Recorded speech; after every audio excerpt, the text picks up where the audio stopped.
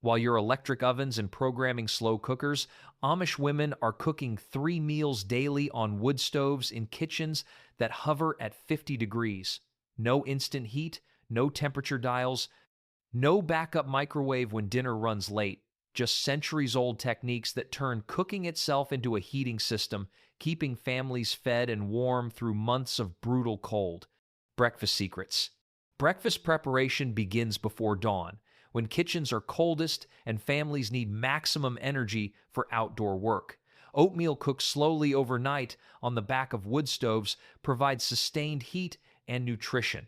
Women prepare large pots using steel-cut oats that require hours of gentle cooking, transforming hard grains into creamy porridge by morning. Fried cornmeal mush represents another winter breakfast staple. Women cook cornmeal the previous evening, pour it into loaf pans to solidify overnight, then slice and fry it in bacon grease. The frying process generates immediate heat while creating a filling, high-calorie breakfast that sustains workers through frigid mornings. Eggs from winter-laying hens get cooked in cast-iron skillets that retain heat long after leaving the stove. Scrambled eggs for large families require multiple batches, but the skillet stays hot between batches, minimizing fuel consumption. Fresh bread from the previous day's baking gets sliced thick and toasted directly on the stovetop, either on flat griddles or held with long forks over open flame. This method wastes no heat. Every bit of thermal energy goes into food or warming the room. Butter and jam stored in cold pantries soften quickly when brought to the warm kitchen. Midday meal strategies.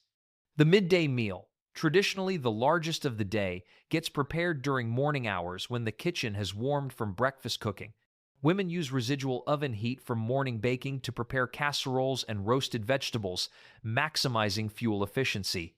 Soups and stews begun after breakfast simmer until noon, developing flavors while generating consistent heat. Large pots on the back of the stove bubble gently for hours, filling the house with savory aromas.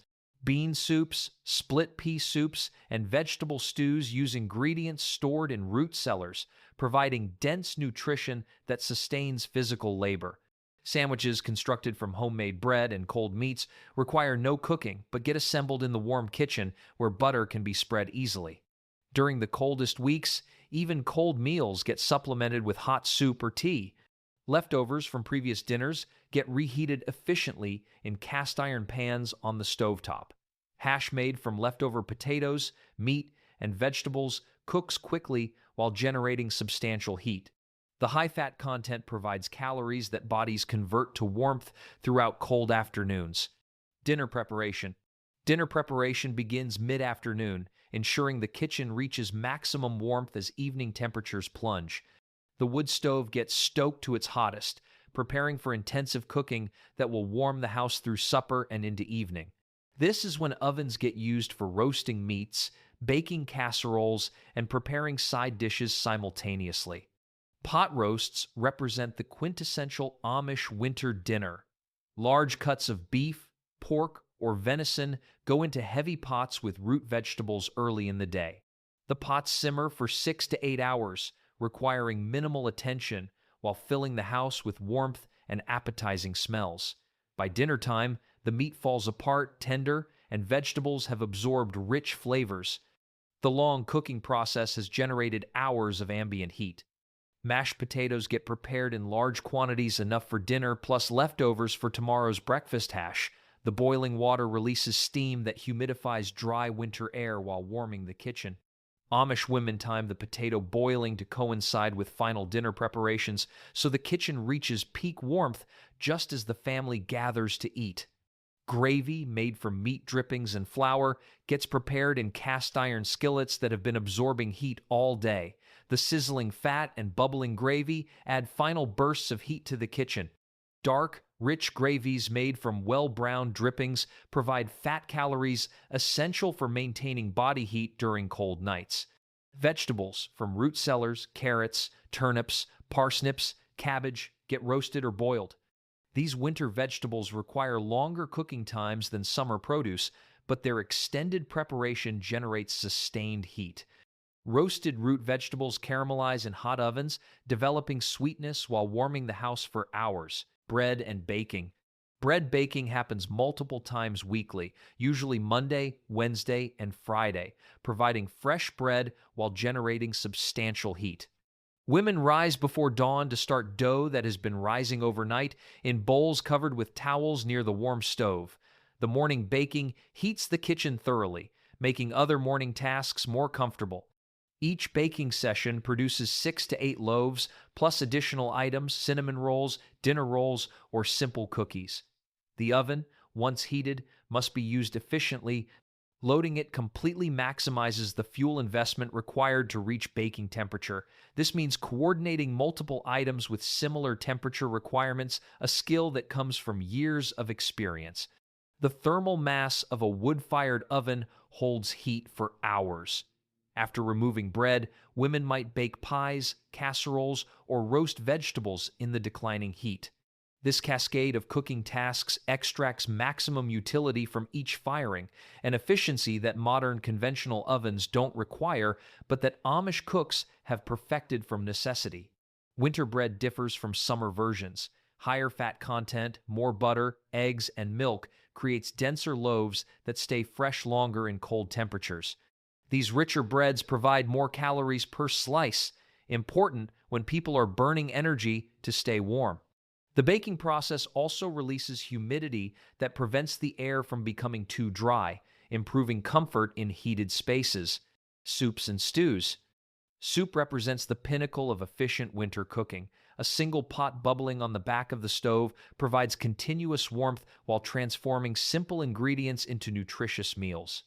Amish women maintain perpetual soup pots during the coldest months, adding ingredients throughout the week and never letting the pot completely empty. Bone broths form the foundation of winter soups. Bones from butchered animals get simmered for days, extracting minerals, gelatin, and flavor while generating steady heat. These broths provide nutrients that support immune function during cold and flu season. The long simmering happens on the coolest part of the stove, requiring no active attention but contributing constant background warmth. Bean soups use dried beans stored from previous growing seasons. Navy beans, pinto beans, and split peas get soaked overnight, then cooked slowly with ham bones, onions, and winter vegetables. The beans expand during cooking, creating thick, filling soups that satisfy hunger and warm from the inside. High protein content sustains energy for outdoor work in cold conditions. Chicken and dumplings combine protein, vegetables, and dough into a one-pot meal that cooks entirely on the stovetop. The simmering broth generates steam and warmth, while dumplings cook in the liquid, absorbing flavors. This dish can be prepared with minimal fuel, making it economical during weeks when wood supplies run lower than expected. Beef stew with root vegetables utilizes tougher cuts of meat that require hours of slow cooking to become tender. These cuts cost less but deliver equal nutrition when properly prepared. The extended cooking time generates hours of ambient heat, making beef stew a practical choice during the coldest winter days. Preserved foods strategy. Preserved foods reduce winter cooking time and fuel consumption while ensuring dietary variety. Shelves lined with canned goods represent summer labor that pays dividends during cold months when fresh produce is unavailable and cooking efficiency matters most. Opening a jar of tomatoes, green beans, or peaches requires no cooking, conserving fuel while providing nutrition. Home canned soups and stews get heated and served with minimal fuel investment. Women process complete meals during summer harvest season: vegetable beef soup, chicken noodle soup, chili that only need reheating in winter. This preserves summer abundance while recognizing that winter cooking should prioritize heat generation over elaborate preparation. Sauerkraut and pickles provide vegetables that require no heating, conserving fuel while adding variety to winter meals. These fermented foods store in cold cellars, needing no energy for preservation. Their tangy flavors complement heavy winter meals, and their probiotic content supports digestive health during months when fresh vegetables are scarce. Dried foods, beans, split peas, dried corn reconstitute during slow cooking that generates beneficial heat. The soaking and cooking process happens on the back of the stove using residual heat from other cooking tasks. Once reconstituted, dried foods provide bulk and nutrition at minimal fuel cost. Preserved meats, smoked hams, bacon, sausages hang in cold cellars, naturally preserved by winter temperatures and smoking or curing processes. These meats require no refrigeration and minimal cooking, conserving fuel while providing essential protein and fat for winter survival. Wood stove mastery. Wood stove cooking requires skills that take years to develop. Without temperature dials or thermostats, women learn to judge heat by sight, sound, and feel. They recognize how wood types burn differently. Hardwoods like oak and maple provide sustained heat, while softer woods like pine burn hotter but faster. Fuel selection matches cooking needs. Slow cooking beans get softer wood, while baking bread requires hardwood coals. The stove surface offers multiple heat zones. Directly over the firebox provides maximum heat for boiling water or searing meat.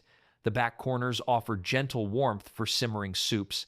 Experienced cooks orchestrate multiple dishes simultaneously, moving pots between zones as cooking needs change throughout the day.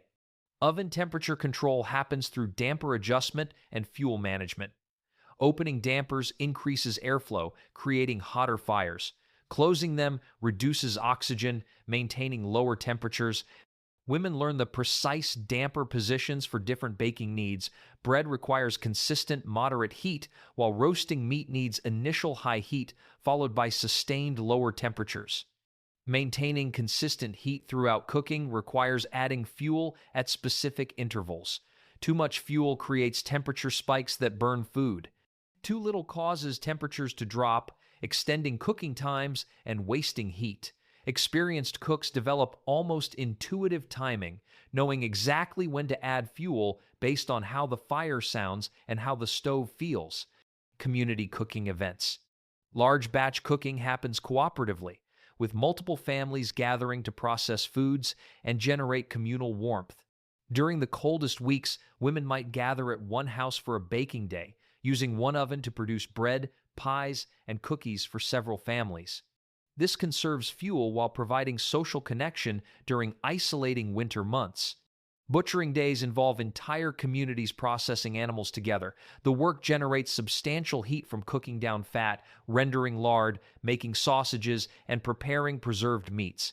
Multiple fires and cooking operations running simultaneously warm the workspace while accomplishing necessary food preservation. Apple butter making represents another communal cooking event. Large copper kettles simmer outdoors over open fires, reducing bushels of apples into thick, sweet spreads. The all-day cooking process provides warmth in cool autumn weather and produces preserved food for winter consumption. Community meals after church services demonstrate efficient large-scale cooking. Host families prepare soups, stews, or casseroles in quantities sufficient for 50 or more people using techniques that maximize heat and minimize fuel. These gatherings teach younger women large batch cooking methods while reinforcing social bonds. The kitchen as gathering place. The kitchen's warmth draws family members naturally. Children do homework at kitchen tables near the stove. Men review account books or repair tools in the warmest room of the house. Women coordinate household activities from this central location where cooking and family life merge seamlessly. Evening meal preparation becomes a family activity. Older children peel vegetables, younger ones set tables, and multiple generations work together in the warm kitchen. This teaches cooking skills while providing purposeful togetherness during dark winter evenings. The activity itself generates warmth. Multiple bodies moving and working in a confined space raise ambient temperature. After dinner, families remain in the kitchen rather than dispersing to cold bedrooms. The wood stove stays hot through the evening, providing warmth for washing dishes, preparing next day's meals, and simply gathering. Before electricity, the kitchen was the only warm, well-lit room during winter evenings, making it the natural center of family life. Winter illnesses often get tended in the kitchen. Sick children rest on couches or cots positioned near the stove, where warmth and humidity ease respiratory symptoms. Hot drinks and soups get prepared immediately, and the sick person never ventures into cold bedrooms. This informal quarantine in the warmest room also prevents spreading illness to other family members sleeping in cold rooms. Amish winter cooking isn't about recipes or techniques that can be easily transferred to modern kitchens. It represents a comprehensive approach to household management, where cooking serves multiple purposes: nutrition, heat generation, fuel conservation, and social cohesion. Every cooking decision considers energy efficiency and maximum utility extraction from each action.